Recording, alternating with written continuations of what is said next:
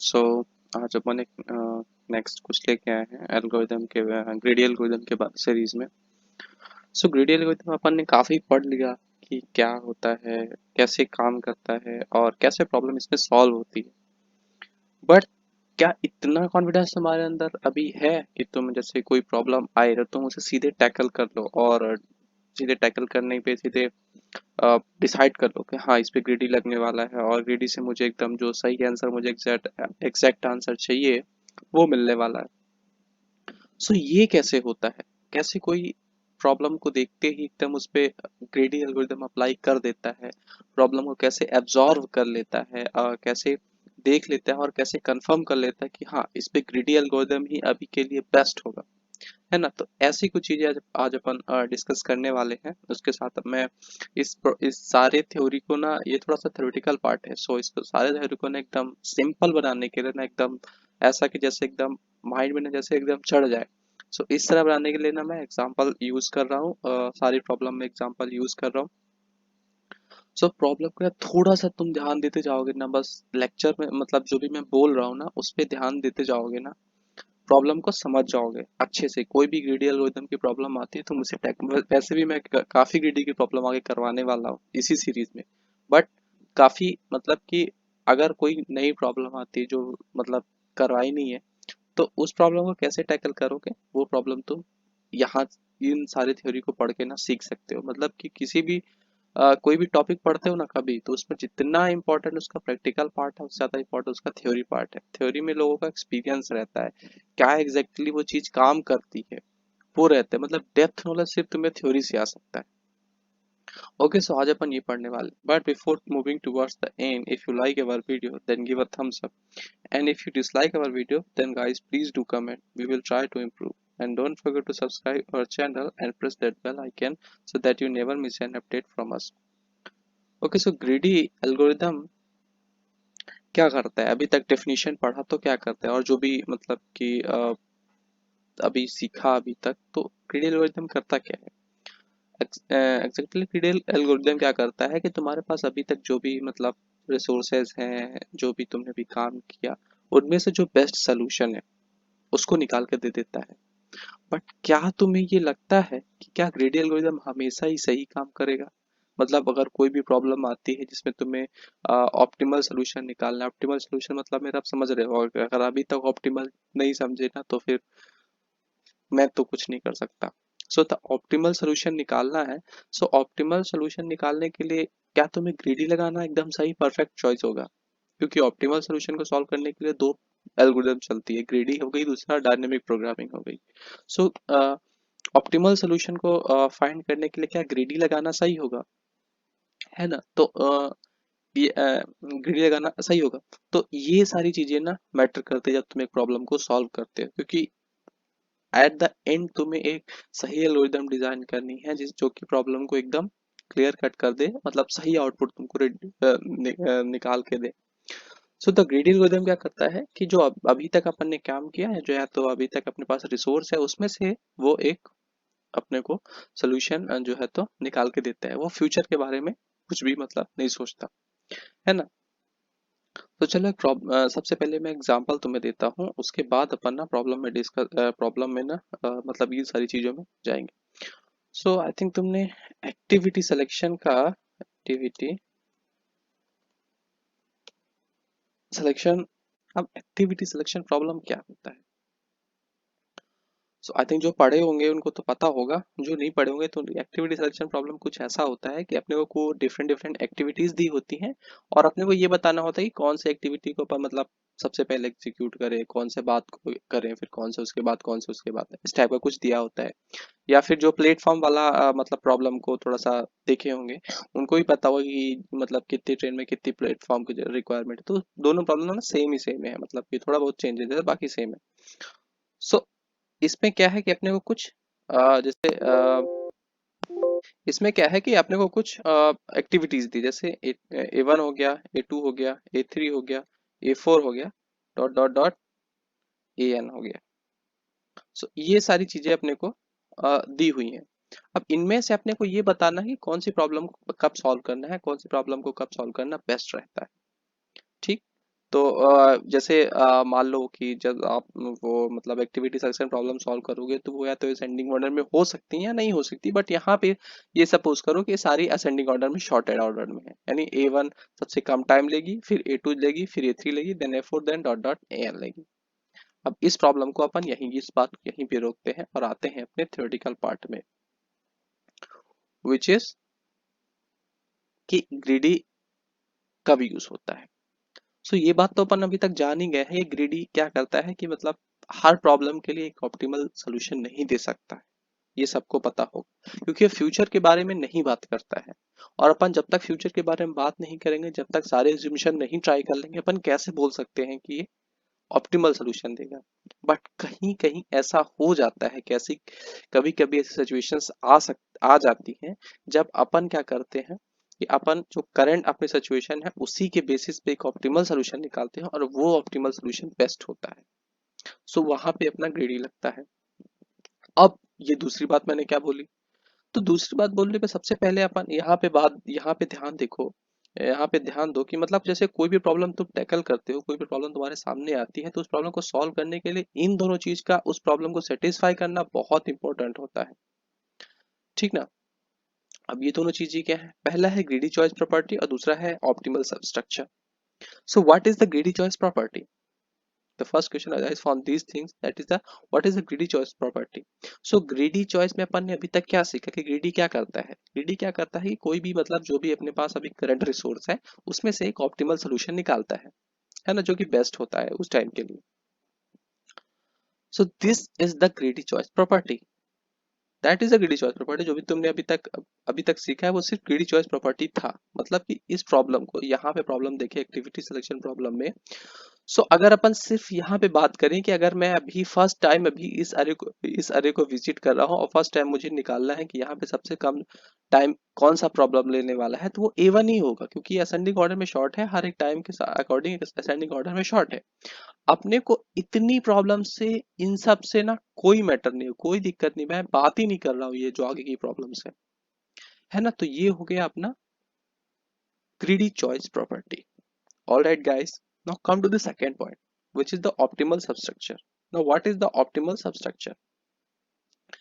So क्या सिर्फ एक सेल पे लगाना, अगर एक सेल पे ग्रेडी काम कर रहा है, सिंगल सेल पे सिंगल सब प्रॉब्लम में सबसे मिनिमम प्रॉब्लम में ग्रेडी चॉइस काम कर रहा है, तो क्या ये इस बात की गारंटी देता है कि जितनी भी आगे की सारी प्रॉब्लम होंगी वो भी ग्रीडी में ही सॉल्व होंगी? बात को समझ रहे हो मेरी? जैसे यहाँ पे देखो जैसे A1 है और A2 है। सो A1 A2 को देखो, ये सेम यही दो A1 A2 है, यहीं से रिट्रीव किया है। सो अगर यहाँ पे देखे तो A1 को तो अपन ने ग्रेडी लगा दिया, बचा अपने पास क्या A2 बस। ये एक अलग सीरीज है, उस पर बात कर रहे हैं। सो बचा क्या अपने पास A2। तो क्या यहाँ पे भी अपन ग्रीडी लगा सकते हैं? ग्रीडी लगाने के बाद क्या ये अपने को ऑप्टिमल मतलब सही सोल्यूशन देगा? जितने भी रिसोर्स के पास है अभी तक सॉल्व किया है उसमें से क्या एक ऑप्टिमल सोल्यूशन मुझे निकाल के देगा? सो ये होता है ऑप्टिमल सबस्ट्रक्चर। मतलब कि अब सीधे वर्ड में बात करने वाला हूं, मतलब कि ये प्रॉब्लम को सब प्रॉब्लम्स में डिवाइड करता है और उनमें हर एक प्रॉब्लम को चेक करता है क्या वो ग्रीडी चॉइस प्रॉपर्टी को सेटिस्फाई करता है कि नहीं।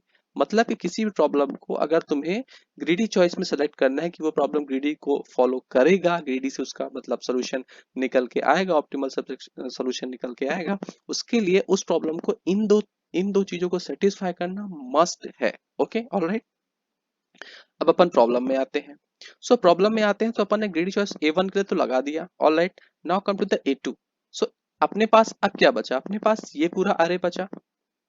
अब इस अरे को फिर से अपन छोटी छोटी सब प्रॉब्लम में डिवाइड करेंगे, यानी ये एक अलग चीज हो गया और ये एक अलग चीज हो गया। क्या A2 अभी सबसे पहले अभी करंट सिचुएशन में इस पूरे अरे में कौन से प्रॉब्लम को सॉल्व करना सबसे बेस्ट रहेगा? अगर यहां से देखें तो A2 अब A1 की जगह ले जाओ, मतलब A2 सबसे मिनिमम है, फिर A3 है। A2 को लेना बेस्ट रहेगा। यहाँ पे कुछ देख रहे हो कि मैं हर एक प्रॉब्लम को छोटी से छोटी प्रॉब्लम में डिवाइड कर रहा हूँ, फिर उसमें ग्रीडी चॉइस प्रॉपर्टी लगा रहा हूँ, फिर प्रॉब्लम को मर्ज कर रहा हूँ। ये निकल के आता है अपना ग्रीडी चॉइस। ये होता है अपना ये दो चीजें। अब शायद ये प्रॉब्लम वीडियो बड़ी हो सकती है, इसमें दो एग्जांपल को साथ बताना ना बहुत इंपॉर्टेंट है। ये तो तुमने सामने एक बात में समझ लिया कि what is greedy choice property, कैसे काम करता है, कैसे अपन किसी प्रॉब्लम को टैकल करने के साथ ये कंफर्म कर सकते हैं कि उसमें ग्रीडी लगना है कि नहीं लगना है। अब एक और प्रॉब्लम देखते हैं। सेकेंड प्रॉब्लम है longest path selection. Longest path selection. Now what is longest path selection. तो इसमें क्या क्या कुछ होता है कि एक जैसे ग्राफ दिया होता है अपने को, जैसे ये हो गया ए बी सी डी और ई। सो एक ग्राफ दिया होता है जो आपस में इंटरकनेक्टेड होते हैं, जैसे ए से बी कनेक्टेड है, बी से ई से डी, ए से बी और बी से डी। सो इस पे कुछ क्या कैसा है कि जैसे अपने को क्या निकालना होता है इसमें कि जैसे अपन यहाँ पे सपोज करो यहाँ पे है, तो यहाँ से अपन जैसे किसी भी नोड को सिलेक्ट करेंगे, सो उस नोड के लिए मुझे सबसे मैक्सिमम डिस्टेंस निकालना पड़ेगा कि कौन सा मैक्सिमम डिस्टेंस है। अब सपोज करो अपने को मैक्सिमम डिस्टेंस ए और डी के बीच निकालना है। सो क्या होगा, सबसे मैक्सिमम डिस्टेंस क्या होगा। सिंपल है, अगर अपन ए से और डी के बीच में बात करें तो सबसे मैक्सिमम डिस्टेंस ये वाला होने वाला है, मतलब ए बी ई और डी, है ना। ए बी ई और डी, इसको मैं साइड पे लिख देता हूँ अभी।